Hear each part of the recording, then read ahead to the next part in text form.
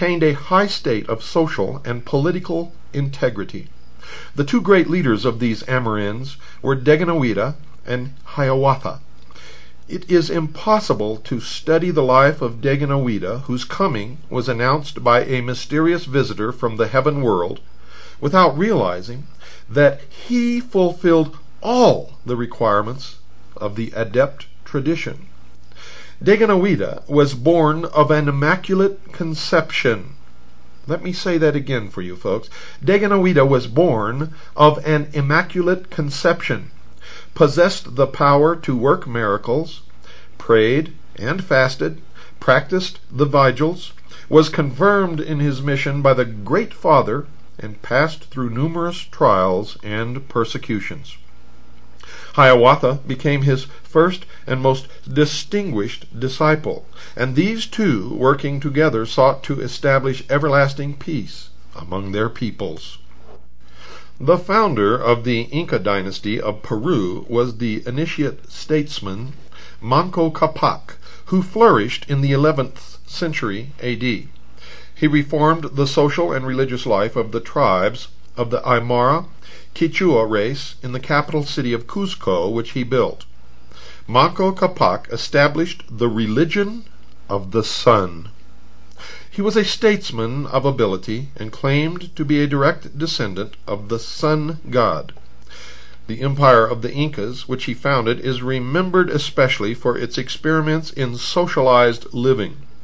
Peru has the distinction of having cradled the first successful utopia. And folks, I would argue with that. If it was so successful, where is it today? Manly P. Hall probably would disagree with that, saying that for its time it was a successful utopia. Utopia means perfect, folks. It means the best. It means the fulfillment of all the ideals, and could never pass away if it was in fact a successful utopia. And that's the problem with these priests of the mystery religion and their dream of a world utopia made up of imperfect men, ruled by imperfect men who have other agendas, who have selfishness, who covet, who steal and lie. We all struggle with those things every day. And anyone who stands before me and tells me that they do not struggle with these imperfections of man and with the temptations of the material world and of the flesh, then I see before me a liar.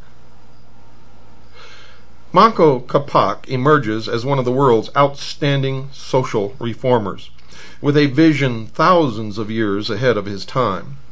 He is said to have brought with him to Peru a divine bird in a sacred wicker hamper. This golden falcon is a form of the phoenix and testifies to the presence of the adept doctrine. Manco Capac combines in his own person the offices of priest and king, like the Melchizedeks of Christian mysticism. Christian mysticism? Oh yes, ladies and gentlemen. You didn't know this, but Christianity started out as a secret society, and later was even named the Friendly Open Secret Society. Wasn't open at all, and it had degrees of initiation which exist in the priesthood even today. Although some historians may be a trifle impulsive when they suggest that Manco Capac was a Buddhist priest, there can be no doubt that the Peruvian culture was heavily influenced by symbols, rituals, and philosophical elements usually associated with the Trans-Himalayan area of Central Asia. Now, if Manco Capac was not a Buddhist priest from the Far East, how did he bring these teachings to the Indian people, who had never seen or heard of him before, and knew not from whence he came? In Deganawida, with his great league, Quetzalcoatl, Kulkulkan, and his splendid socialized empires in Mexico and Central America, and Manco Capac, and the communal system which he set up in Peru, we have three clear and definite accounts of initiate leaders establishing schools of esoteric doctrines in the Western Hemisphere. From a consideration of their attainments and the systems which they inaugurated, we can come to but one conclusion, ladies and gentlemen. The mystery schools of antiquity were represented in the Americas by institutions identical in principle and in purpose with those of Asia and the Mediterranean countries. How could this be? How indeed? Is it true that at one time, according to the theory of plate tectonics, that all of the continents were together in one, and that there was free interchange and activity conducted between all of the peoples of the earth? Were they indeed at one time ruled by one great ruler in one great city? And was there at one time one great continent in the whole world known as Atlantis? And was the scattering of the peoples and the mixing of the languages and the tangling of the tongues described in the Bible, was this merely the breakup of that one continent as the plate tectonics began to move away from each other, as the earth's crust shrank and molten magma compressed below began to push up and separate the pieces of land from each other? Was this the scattering of the peoples? Was this the destruction of the Tower of Babel? Was this the real truth of what happened in history? It doesn't say that here. This is what has come to mind in my own research, and may account for many of the legends of all the peoples of the earth. We have much more study to do, much more putting together of the pieces of the puzzle. But folks, of all the studies that have ever been made, we believe that our conclusions are probably closer to the truth than anyone else has ever come. In any case, we hope we are, and if we're not, we certainly will pick up the thread of truth wherever it leads us, and if we turn out to be wrong, you will be the first to hear it.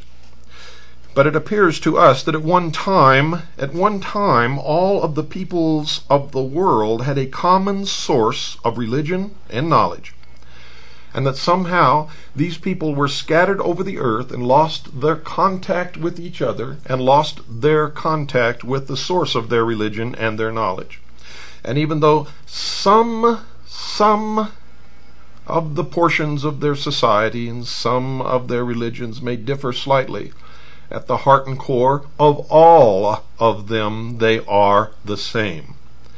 And that is what is important, that you understand that somehow the great mystery religions and the great societies that existed in ancient Egypt and Mesopotamia and Greece and eventually in Europe were nothing new to the peoples who lived in South America and North America and on the Asian continent, and the mysteries were even known to the Aboriginals on the continent of Australia, in the islands of New Guinea, in the rainforests of the Amazon jungle. So you see, folks, what we are talking about here is not the story of one sacrificed king, but the story existed amongst all peoples in all areas of all the islands and continents and lands of the world. To all peoples there appeared a man